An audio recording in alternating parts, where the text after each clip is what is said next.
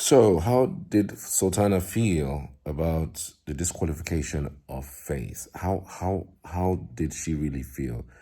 Because again, so many people will say, well, she was sent by Big Brother. There was no need for her to even drag. After all, she came late. She would have allowed sleeping dogs to lie. I mean, Faith was had called her before and she refused to come. She cannot lead the way at the time this thing happened. It does look like it was planned so that Faith will not get to the final or make the money. You know, so many back and forth regarding that. So she was asked in one of the interviews, how did she really feel? Did she really feel bad for him? What exactly did she feel when this happened? Here is what she got to say. He deserved it. I mean, I'm not trying to say I am the one. My own is to be fair and balanced in between. But how did you feel seeing him getting disqualified? I didn't feel good about it, honestly. I felt a certain way, but at the end of the day, you know, things happened. He did something. It went out of hand, and then he did something, and then he got, whatever. He paid the price, right? Yeah. So, but then overall, I wasn't happy about it. Okay. All right. Before I come back to you, caller, yourself and Didi. So she felt a type of way. You know how it is when you be pointed at, and they say that you are the one that caused this, the one that caused that, and then it happens that the thing happened at the spur of the moment. I mean, I'm just imagining to myself, just in 1 minute, these guys did not quarrel at all. In 1 minute, one of them just decided to let go the bucket. In 1 minute, one of them you say, you know what? No, I'm not going to. Or maybe even at that point in time that Faith, eventually removed that bucket from her hand with force. She now fell on the floor. Faith now got back to himself and said, I'm so sorry about what happened to you. Sorry, I hope your leg wasn't twisted. And for the fact that she's a doctor, he would have done a thing or two, maybe either helping her stretch the leg or maybe massage the leg, to be sure that he didn't twist again, So most of the time, my mind was like, this is exactly how domestic violence happen, even amongst us, even amongst our environment. When you go and ask two individuals who are adults, what is the problem? They tell you is one small thing. You'll be shocked. You'll be shocked that just to move fridge from here to here, say this fridge should be here. The other one say, no, this fridge has as I am in my parents' house, that this fridge used to be here. And then the man says, this is where I want the fridge to be. The man says, no, this is where, and then quarrel will start. And you will quarrel until the following day. And okay, what's the problem with that fridge? Not that the fridge is not there. It's just that they want it, the person wants it here, another person wants it here. So you'll be stunned at the kinds of things that even make people involve themselves into,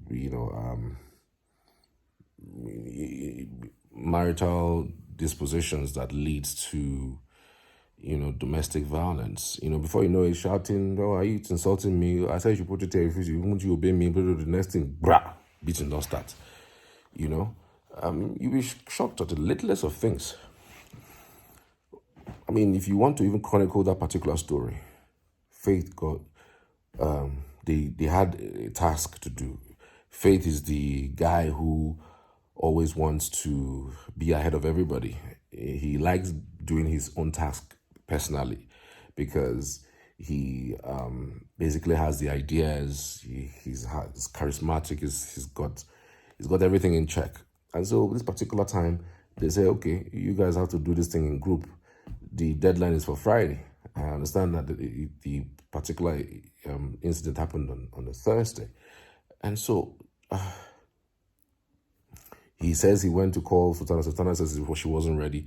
And then since she wasn't ready, everybody just got to wait. And then she waited and waited and waited and waited and waited. And it was really painful.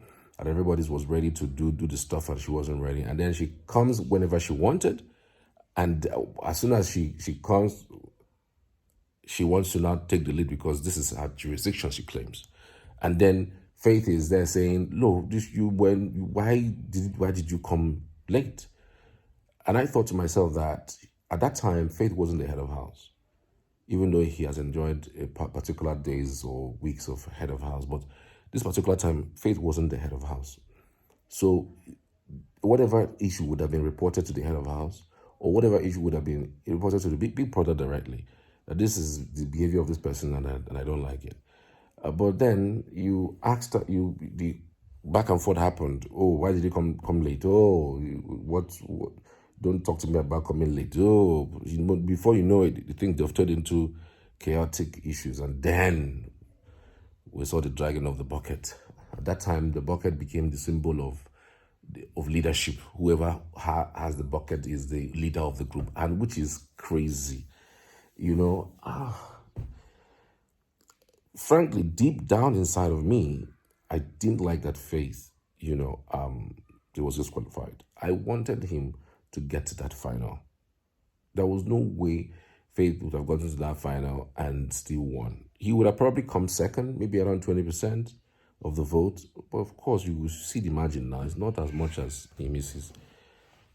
Because if you calculate the vote, go and check the vote, calculate 42%, 42.5 or 42.5, right? 42.5%. Then calculate the second and the third. Second was Dede, which is 15%. The third was Coin, which is another 15%, 15 point something percent. So put that together is 30. 30 plus 42 is like 70 something, 72. Yeah, 72%. Okay, so add the other people who were in the top 10. You will see that you will be able to calculate what Faith scored. Do you understand? So if we are saying it's 30, there was somebody who got 5. I think maybe that's the next thing I'm going to do. I will just go back and really calculate, because that he left on a Thursday, right? On a Thursday. We had Friday and Saturday for the votes to happen, but he left on a Thursday. So that means his Thursday vote came in. So if I want to know exactly what Faith scored in that particular Big Brother, I'll be able to just to aggregate everybody's own, put it together, and subtract it from 100%. That is the mark Faith scored. I'll do it in the next one. I'll do in my next video and bring up to you what exactly Faith scored in that last Big Brother, the show that ended just a few days ago. So that's how to calculate it, just in case. So if you put it in a very proper perspective and the way and manner that things should be done, there's nobody that is happy that Faith was disqualified. Everybody would want him to, but again, everybody, apart from her, other Big Brother housemates have also said that no, they didn't like that he was disqualified. Even those that didn't like him in person. Of course, we know in the house there are people who say they don't like him. Missy didn't like him. Jason didn't like him. Mensan didn't like him. In fact, he quarreled with these people. He quarreled with Jason, quarreled with Mensan, quarreled with virtually the guys in that house, and also quarreled with a few ladies. And then, but nobody really cares about who you quarrel with. It's none of anybody's business who you quarrel with. Quarrel as much as possible. After all, the people that says do the most. So you're not there to please anybody.